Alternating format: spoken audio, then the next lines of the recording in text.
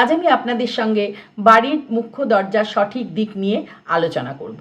বাড়ির মুখ্য দরজা বাস্তুশাস্ত্র যদি সঠিক না হয়ে থাকে তাহলে পরে কিন্তু জীবনে অনেক ঝুট ঝামেলা, পারিবারিক অশান্তি, এমনকি অর্থনৈতিক সমস্যার মধ্যে দিয়েও যেতে হতে পারে।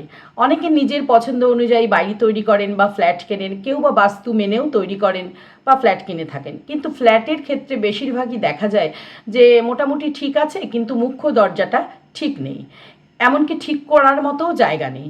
তখন আপনারা কি করবেন?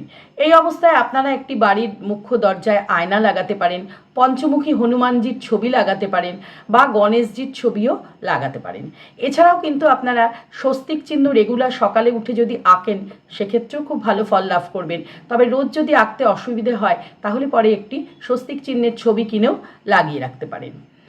আর আমাদের ভগবানের দিক আপনারা নিশ্চয়ই সকলেই জানেন, উত্তর আর পূর্ব দিক।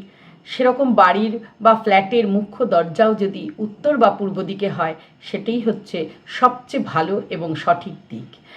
আর দক্ষিণ পশ্চিম দিকটি কিন্তু অতটা শুভ নয়।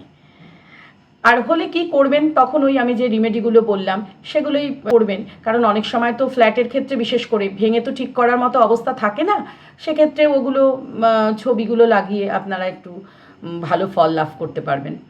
নমস্কার, আজ আসি, আবার নেক্সট ভিডিওতে আপনাদের সঙ্গে দেখা হবে। আমার ভিডিওটি যদি ভালো লেগে থাকে তাহলে সাবস্ক্রাইব করবেন, কমেন্টস করবেন এবং বেশি বেশি করে শেয়ার করতে কিন্তু ভুলবেন না।